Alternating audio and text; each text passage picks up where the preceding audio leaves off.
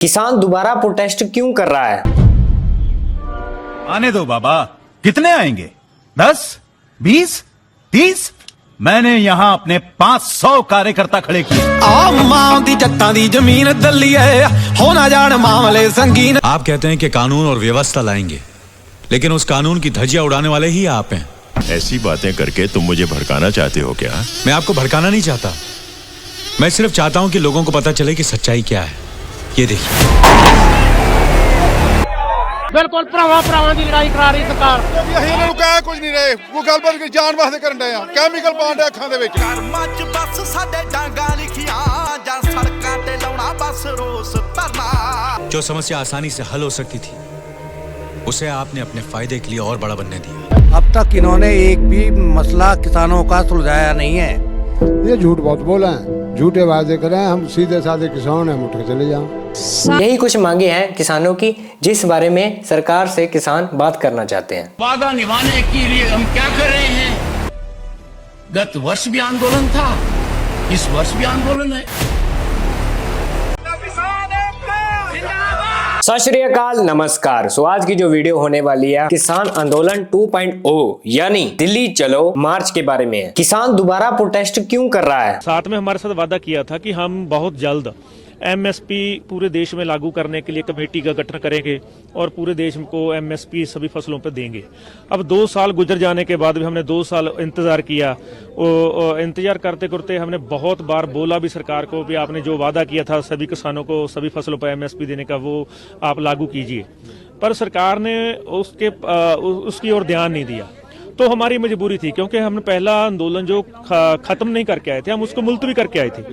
तो उसी हमने किसानों से वादा किया था कि बकाया मांगों पर हम दोबारा संघर्ष करेंगे। हालांकि कुछ दिन पहले किसानों ने ऐलान किया था कि हम दिल्ली को जा रहे हैं, वो भी पैदल। कितनी बड़ी बात है पैदल जाना, क्योंकि सरकार में कुछ बैठे हुए लोगों ने कहा था ये तो बड़े बड़े ट्रैक्टर लेके आ रहे हैं, ट्रैक्टर का टैंक का काम करते हैं, ट्रैक्टर मॉडिफाई है, अगर मार्च करना ही है, बात करनी है, प्रोटेस्ट करना ही है तो पैदल भी आ सकते हैं। में भारत सरकार और हरियाणा सरकार ने बोला था अगर देश के किसान पैदल आते हैं उनको हमारे ट्रैक्टर ट्रॉली के ऊपर आपत्ति थी, तो इसलिए किसानों ने ऐलान कर दिया कि हम दिल्ली अब पैदल ही आएंगे। हमने फैसला लिया कि हम 101 आदमी पैदल जाएंगे। तो किसानों का एक जत्था, जिसमें काफी ज्यादा एज के, जिन्हें हम मरजीवड़े किसान भी कह सकते हैं, पर उनको भी शंभू बॉर्डर पर रोका गया। सिर्फ रोका ही नहीं गया, बहुत ज्यादा तादाद में फोर्स लगा दी गई, बैरिकेडिंग कर दी गई, नुकीले तारे लगाई गई, पक्की दीवार बना दी गई जैसे बॉर्डर होता है। पैदल चलने पर भी वो धारा 144 लगा दी उन्होंने। फिर भी प्यार से किसान पैदल वहां तक पहुंच गया जहां तक दीवार बनी हुई है, पर फिर भी उन्हें आगे नहीं जाने दिया और उसकी जगह उनकी आंखों पे जहरीली स्प्रे फेंकी गई और आंसू गैस के गोले दागे गए। ये गोले हैं जब चलते हैं जब ऐसे बजते हैं तो उधर से ही किसान जख्मी हो जाता है, जिस वजह से कई किसान घायल हो गए। लोकतंत्र में कोई भी प्रदर्शन कर सकता है, इसी तरह किसान भी दिल्ली जाके प्रदर्शन करना चाहते थे, लेकिन फिर भी क्यों रोका गया? इसका मतलब साफ है कि सरकार डरी हुई है। ਅਸੀਂ ਇਹਨਾਂ ਨੂੰ ਕਹਿ ਕੁਝ ਨਹੀਂ ਰਹੇ, ਕੋਈ ਗੱਲਬਾਤ ਕੀ ਜਾਣ ਵਾਸਤੇ ਕਰਨ ਡਏ ਆ, ਕੈਮੀਕਲ ਪਾਉਣ ਡਏ ਅੱਖਾਂ ਦੇ ਵਿੱਚ। ਮੱਚ ਬੱਸ ਸਾਡੇ ਡਾਂਗਾ ਲਿਖੀਆਂ ਜਾਂ ਸੜਕਾਂ ਤੇ ਲਾਉਣਾ ਬਸ ਰੋਸ ਧਰਨਾ।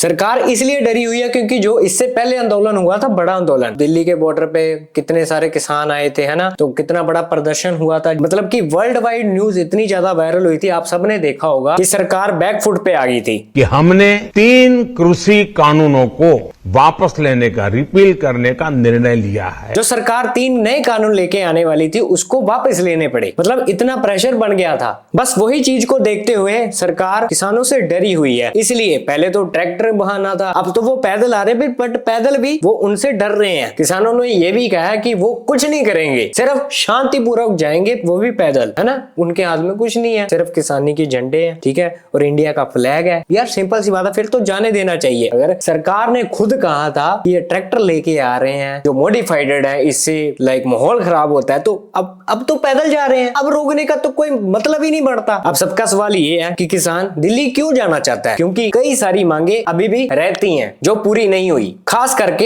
एमएसपी की जो बड़ी मांग है। तो चलिए अब बात करते हैं कि किसान की मांगे क्या हैं। सभी फसलों के लिए न्यूनतम समर्थन मूल्य यानी कि एमएसपी गारंटी का कानून सरकार बनाए, किसानों और मजदूरों की संपूर्ण कर्ज माफी योजना लागू की जाए, देश भर में भूमि अधिग्रहण कानून 2013 को फिर से किसानों से लिखित सहमत सुनिश्चित और कलेक्टर दर से 4 गुना मुआवजा। यही कुछ मांगे हैं किसानों की जिस बारे में सरकार से किसान बात करना चाहते हैं। यहाँ तक कि देश के उपराष्ट्रपति ने भी कहा है कि किसानों की हालत क्या हुई पड़ी है, उनकी बातें या मांगे क्यों नहीं मानी जा रही। मतलब कि वो इस साल भी प्रोटेस्ट कर रहे हैं, पिछले साल भी प्रोटेस्ट कर रहे थे, इतने सालों से प्रोटेस्ट कर रहे हैं, उनकी बातें क्यों नहीं सुनी जा रही। जो कि किसानों के साथ वादे किए गए थे क्यों नहीं उनको निभाया जा रहा। पहले भी किसान दुखी था, आज भी दुखी है और अब तक भी आंदोलन कर रहा है। ये समय कष्टदायक है मेरे लिए, क्योंकि मैं राष्ट्र धर्म से ओतप्रोत हूँ।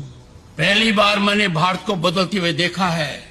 जब ऐसा हो रहा है तो मेरा किसान परेशान क्यों है, क्यों पीड़ित है? Why the farmer is stressed?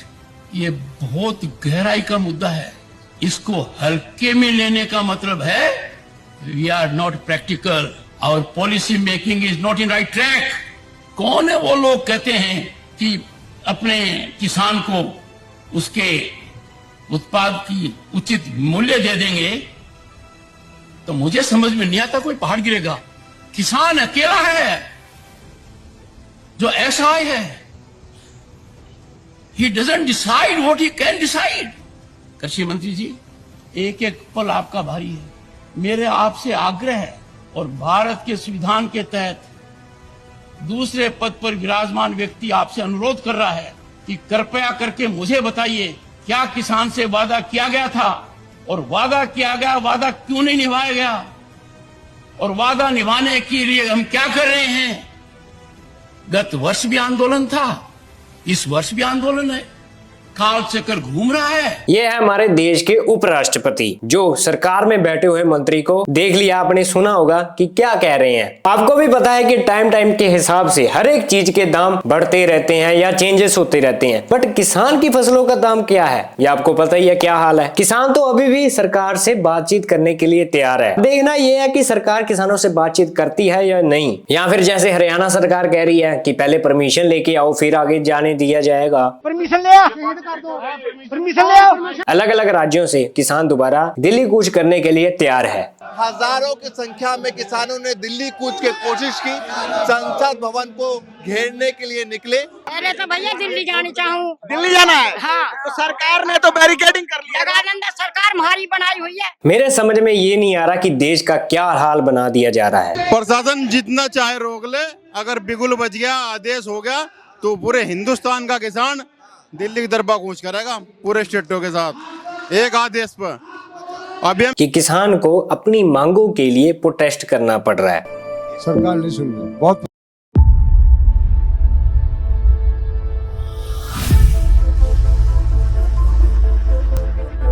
अब तक इन्होंने एक भी मसला किसानों का सुलझाया नहीं है।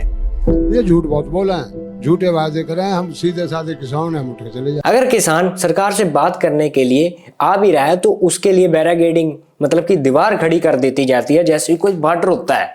और अब किसानों के ऊपर अत्याचार कर रहे हैं, उसी